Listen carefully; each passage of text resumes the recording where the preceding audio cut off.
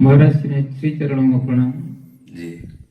महाराज जी। पिछले दिनों के सत्संग में जो ब्रह्मचर्य के बारे में बात हुई, जी। तो हमसे तो ब्रह्मचर्य होता नहीं, कि स्वखलित हो जाता है। स्वाभाविक हो जाना उस पूर्वाभ्यास अन्न दोष शरीर दोष से होता है। हमारे द्वारा कोई चेष्टा नहीं होनी चाहिए। यदि आपके द्वारा कोई चेष्टा होती हो तो उसको रोक लिया जाए, क्योंकि अब अवस्था आपकी खिलवाड़ की नहीं रह गई है।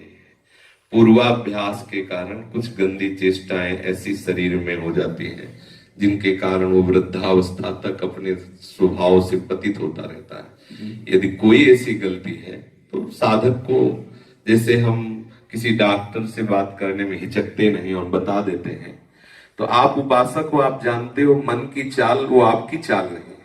यदि मन गंदी चेष्टा आपसे करवा रहा है तो आप उसकी पोल खोलने में बिल्कुल हिचकाइए मत।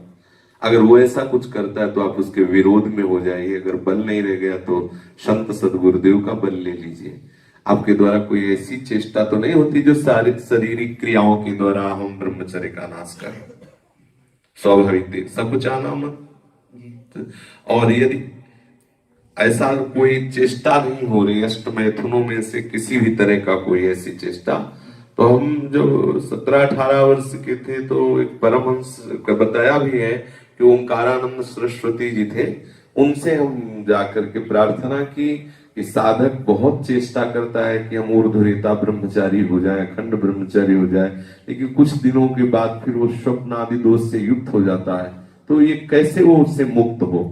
तो उन्होंने बताया था, बहुत अच्छे महापुरुष ब्रह्म प्राप्त महापुरुष थे, तो उन्होंने कहा था कि बेटा तुम्हें ये चिंता नहीं करनी, यदि तुम्हारे स्वप्न में कोई ऐसी मैथुन धर्म संबंधी वृत्ति आई है और फिर तुम्हारा ब्रह्मचर्य छूटता है, तो तुम गंगा या यमुना में कमर तक खड़े होकर अपने गुरु मंत्र को जप करो घंटा 2 घंटा, उसके प्रायश्चित से मुक्त हो जाओगे।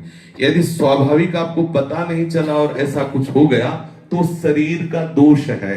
जैसे दाल में उफान आती है और उसके ऊपर का, ऐसे ही असली वीर शक्ति नष्ट नहीं हो सकती बिना किसी घर्षण की क्रिया के। तो स्वाभाविक बिना किसी चिंतन के यदि ऐसा होता है तो उसमें तुम क्षुब्ध मत होना, अपने संयम से रहना, खान पान को संभालते रहना। धीरे धीरे धीरे संयमित होने पर ब्रह्मचर्य जब पुष्ट हो जाता है तो ऊर्ध्वरेता हो जाता है। होता क्या है कि जैसे हमारा अभ्यास हो जाए 10 दिन में, पूर्वाभ्यास किसी भी गलती के कारण, तो 10 दिन में आप चाहे जितने संयम से रहो, 10 दिन में आपको विचलित करेगा और आप ब्रह्मचर्य रहित हो जाएंगे। अब उसके लिए आपको खान पान, भजन, साधन, आसन, प्राणायाम बिल्कुल बिल्कुल फिट होना चाहिए एकदम। उधर बिल्कुल पवित्र, अर्थात कब्ज रहित, विचार पवित्र, चिंतन पवित्र। अब 10 से 15 दिन आप घसीट ले गए, फिर 15 से 20 दिन, फिर सच्ची मानो 10-10 वर्ष व्यतीत हो जाते हैं, स्वप्न दोष नहीं होता। 10-10 वर्ष व्यतीत हो जाते हैं, मतलब स्वप्न दोष होता ही, वो फिर धीरे धीरे जो वीर्य है ऊर्ध्वगामी होने लगता है। फिर वो जिसे कहते हैं ऊर्ध्वरेता ब्रह्मचारी, वो फिर ऐसा सब इन दोषों से मुक्त हो जाता है। पर बहुत परिश्रम की बात है। जैसे पानी का प्रवाह नीचे की ओर, अब ऊपर चढ़ाना कितना कठिन है। ऐसे नस नाड़ियों का प्रवाह नीचे की ओर, उनको ऊपर चढ़ाना बड़ा कठिन होता है। पहली बात तो खटाई छोड़ दीजिए, किसी भी तरह की कोई खटाई, गरम दूध आदि, और ये जो मेवा है, पौष्टिक पदार्थ, रूखा सूखा भोजन पाइए। और अगर आपका शरीर स्वस्थ हो तो आसनों पर बैठिए, 2-4-5 किलोमीटर नियम से चलिए और 5 घंटे से ज्यादा मत सोइए। पानी अधिक मात्रा में लीजिए, पेट में कब्ज न होने पावे, और फिर आप देख बताइए कि आपको कैसा लग रहा है। किसी भी तरह से कोई घर्षण क्रिया नहीं होनी चाहिए। तब फिर आप देखिए धीरे धीरे, अगर पूर्वाभ्यास से, अब मान लो आपकी आयु 50 की होगी, कितनी? 51 चल रही है। 51 की। अब 50 वर्ष से जो अभ्यस्त है, जो वीर शक्ति अधोगामी होती रही, अब उसे रोकना बहुत ही पहाड़ समझो कि वो रोक करके ऊर्ध्वगामी हो। जैसे छोटे छोटे बच्चे हैं, इनका तो जल्दी से जल्दी हर गलती सुधर करके, अब इस अवस्था में जैसे हड्डी भी टूटे ना तो जुड़ने में समय लगता है। नई अवस्था की ऐसे ही हर अभ्यास होता है।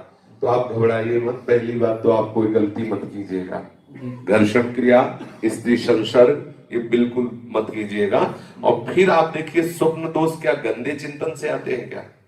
कितने दिनों में स्वप्न दोष होता है?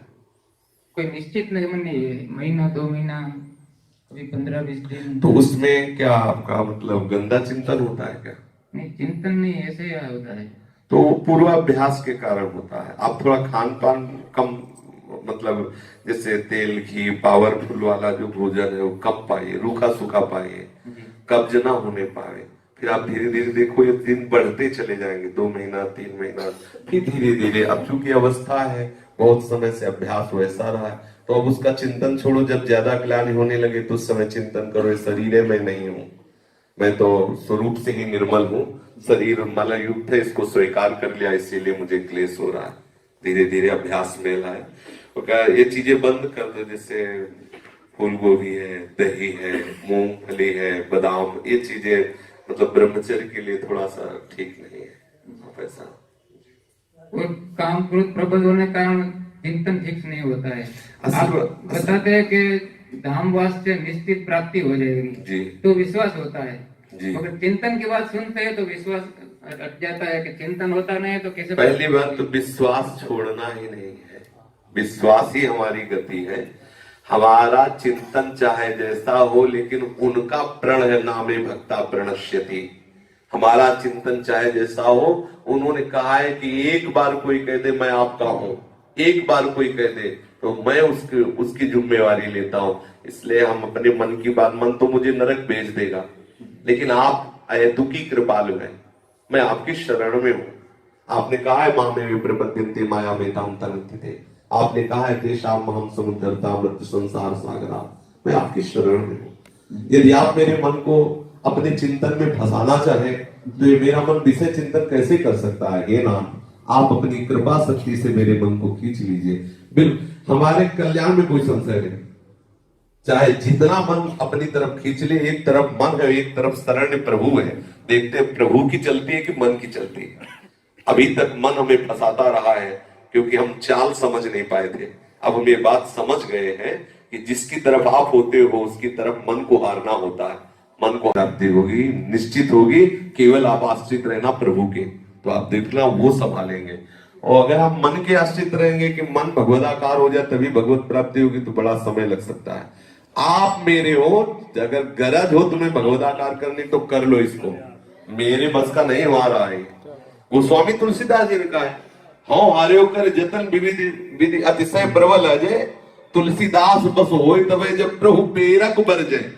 तुम तो ढील दिए हो कि भागो मन को, और हमसे कह रहे हो रोक लो, और कह रहे हो इंद्रियाणाम मनस्यास्मि। आप कैसे बुरा फंसाए हो, आप ही सदा संभालो, आप ही ठीक करो, बिल्कुल बेपरवाह हो। गंदी हरकत शरीर से ना होने पावे, मन गंदा चिंतन करे तो तुम्हारी गति में अंतर नहीं आने पाएगा, क्योंकि आप प्रभु की शरण में हो। अब लो निशानी, अब ना मुझसे, अंदर का व्यवहार प्रभु संभाल देंगे, बाहर से गंदी बात ना होने पावे ये आप संभालते रहिए उन्हीं के बल से, ठीक है जी।